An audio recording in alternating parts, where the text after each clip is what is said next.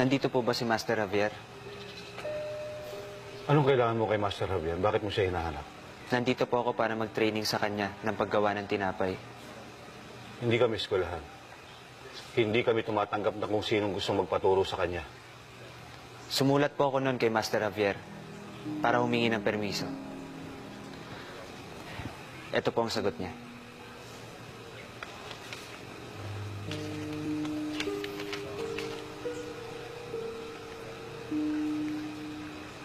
Hindi ito sapat. Meron kang pagsusulit na dapat ipasa bago pa namin tanggapin. Opo, alam ko. Nakahanda ako. Ano bang pangalan mo? Jericho. Jericho ang pangalan ko.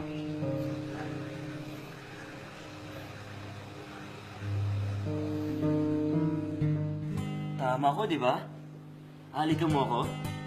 Hoy! Grabe ka. Kababae mong tao. Hoy! Hindi na ganun kataas yung lagnat mo para magdeliryo ka, no? Tsaka ba't kita hahalikan? Ikaw ba si Rain? Layo, ah. Kay Rain ko lang to ilalaan. Tong first kiss ko. Paling mukha mo. Ay! Ano nga ang sarili mo? Ay, masakit yun ah. Sino ka ba? Anong ginagawa ko dito? Nandito ka sa bahay namin. Ewan ko, bigla ka na dumating sa lugar namin kagabi. Ganyan, pasa-pasa, bugbog sarado, nilalagnat, kaya kinupog ka namin. Ano ba kasi nangyari sa'yo? Kung ano man ang kwento ko, wala ka na dun.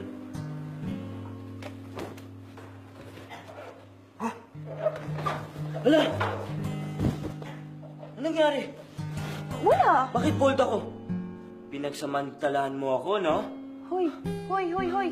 Hindi lang yata trangkaso sakit mo eh. Mukhang may mental illness ka din. Ano ka, baliw? Ba't kita pagsasamantalahan? Dahil pogi ako. Iyo, ang kapal mo ah. Hoy, hindi kita type okay dahil mukha kang kanin na hindi na in-in. Aba, at ikaw, mukha kang Oh. tokwang panis. Kung hindi mo ako pinagnanasaan, ba't mo ko hinubaran? Kasi napakadumi ng damit mo kagabi. Napakadumi, napakabaho, kasing dumi ng utak mo. Eh, sino may sabi sa'yo gawin mo yun? Ibalik mo nga sa akin damit ko. Nilabahan ko mga damit mo. O eto, hiramin mo muna. Ibis magpasalamat kay ganyan pa inaasta mo. Eh, hindi ko naman hinihingi na gawin mo yun. Ipagpapasalamat ko ba yung pagiging pakilamera mo? Ah, ganun. Ulo ka pala eh. Magbihis ka nga, hirap lumayas ka sa pamamahay namin. Makabastos. Chinilasin kita dyan eh.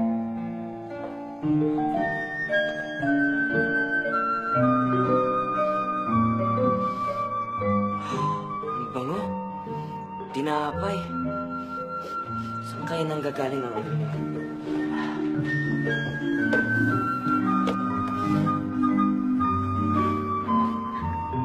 Lucky Bake Shop. Tama. Ang galing ko talaga.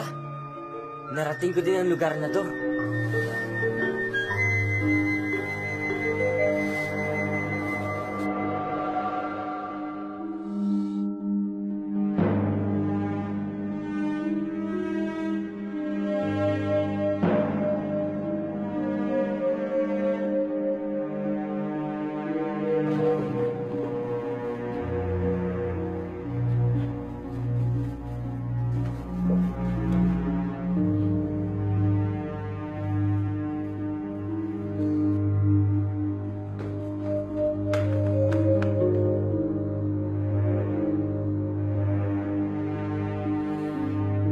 Tabi nga.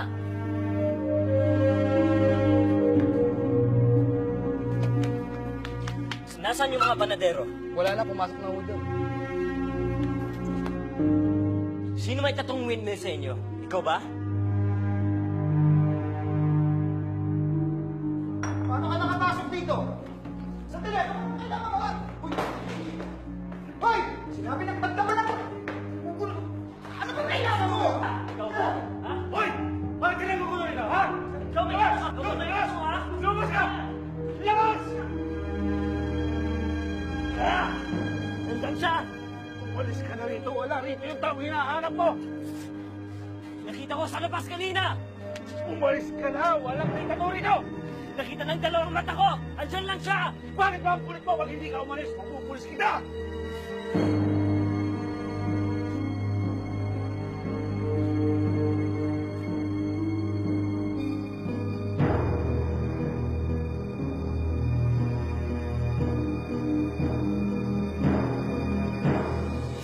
Nagkikiusap po ako. Papasukin ninyo ako.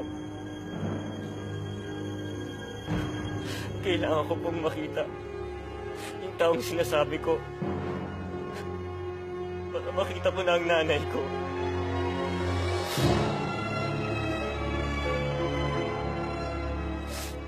Sampung taon ko na siyang hinahanap. 10 taon na ako nakatira sa kalye. Palaboy-laboy. Mahanap ko lang ang nanay ko. Kaya parang aawan niyo na po. Tulungan niyo ako. Hindi ako pwedeng magkamali. Nakita ko ang braso niya. Hindi ako aalis dito hanggat hindi ko nakakausap ang taong hinahanap ko.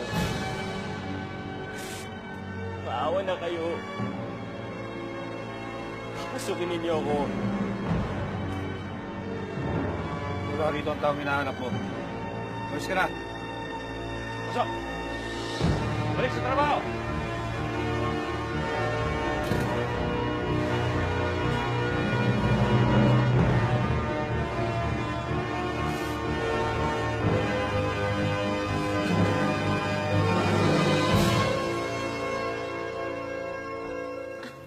Hi, Tita Candace. Hello!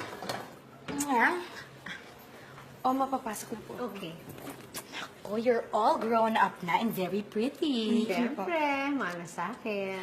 Yes, madam. Mana po sa inyo. Bye! Okay, bye-bye. Ako, Mars, ang laki na ng anak mo. Dapat hinahanapan mo na yan ng lalaking Koreano. Dapat nuknukan ng yaman. Naku! Ako ba'y magpapahuli sa ganyan? Pero syempre, inuuna ko muna si Celine. I'm already talking to some prospects right now. Naku naman, madam. Busy-busy naman po si Ma'am Celine sa kanyang negosyo. Paano po yung makakaharap na mapapangasawa? Monet, Ma'am. umuulan ba? Ay, hindi po. Tirik na po ang araw. Bakit di kaya pumasok ka na lang sa kusina? Kasi hindi naman namin kailangan ng alulod dito eh. Nag-uusap kami nakasahod ka. Sorry po, ma'am. Kasi po kapag pumasok po ako sa kusina, hindi ko po machichika sa inyo. Narinig ko pong balita kay Mr. President at saka si Atty. Galvez yung pag-uusap nila. Ano nga ang pag-uusap? Ano? Papasok po ba ako ng kusina? Sinusubukan mo bang pasensya ko? Ano nga ang pinag-usapan? Sorry po, madam. Kasi po narinig ko lang po kasi si Mr. President at si Atty. Galvez nag-uusap at ayon po sa nasagap ko pong balita, mukha pong ilalagay sa last will and testament itong si Taco, yung anak niya kay Sonia, nakakaloka! Ay, gaga ka pala eh. Meron kang ganyan kalaking pasabog. Bakit hindi mo sinabi kanina pa? Sorry po, madam, kasi po nagwa-warm up pa lang po ako eh. Makulang yata siya yung asawa ko. Oh my God, Mar, ibig sabihin, nahanap na yung asawa mo, yung bastardo niya kay Sonia. Ibig sabihin, pag nagkataon, maaagawan na naman yung Taco si Michael.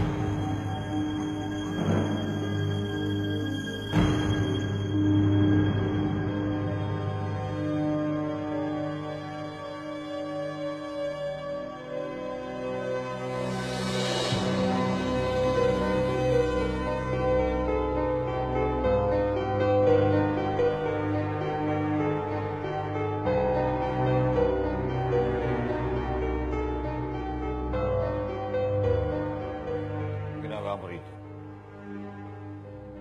Pumasok ka sa loob, kailangan ka doon.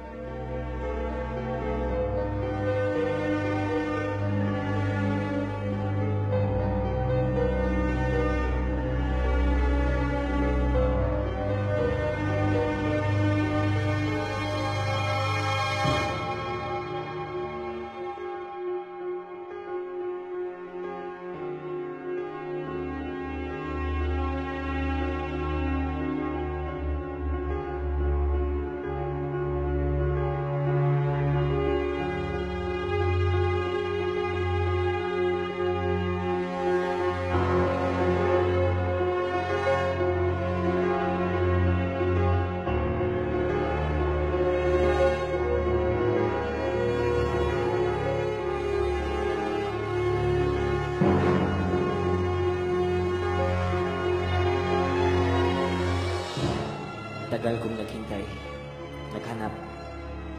Hindi ako susuko hanggat hindi ko nalalaman ang nangyayari sa nanay ko.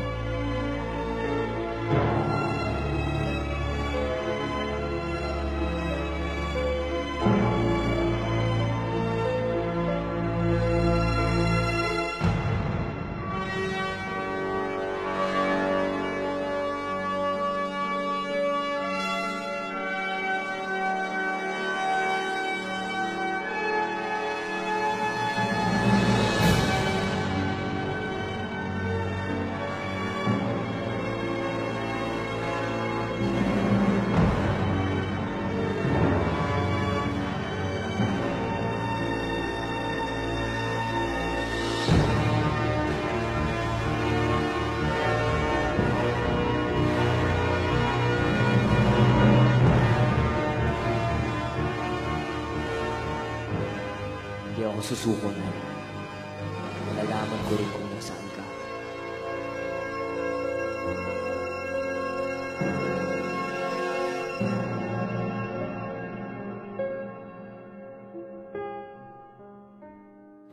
OMG, nandito pa rin siya. Ang tindi niya.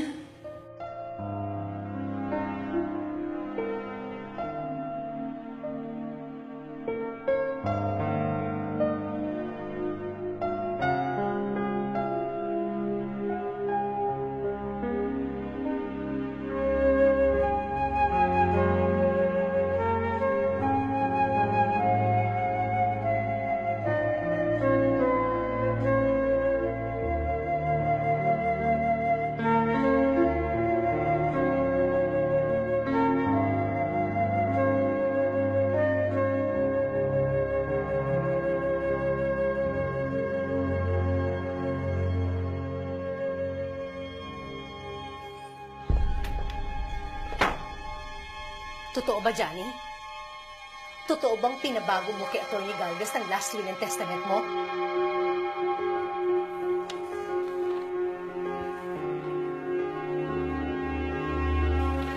Hindi ko kailangang sagutin ang tanong na yan. How dare you, Johnny, na isama sa testamento ang bastardo mo?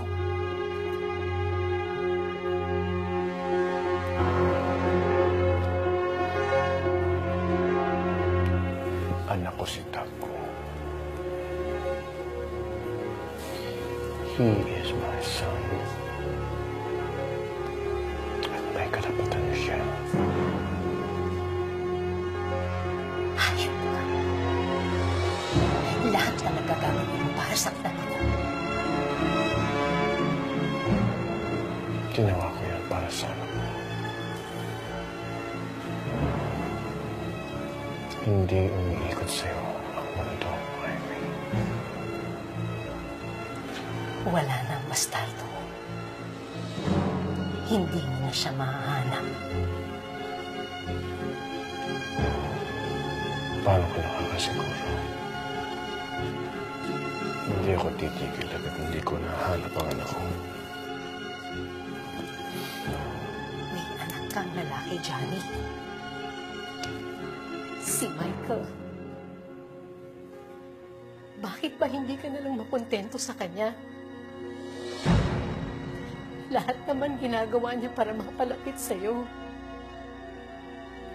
Bakit kailangan hanapin mo pa ang bastardo mo? Mas may karapatan naman ang anak natin.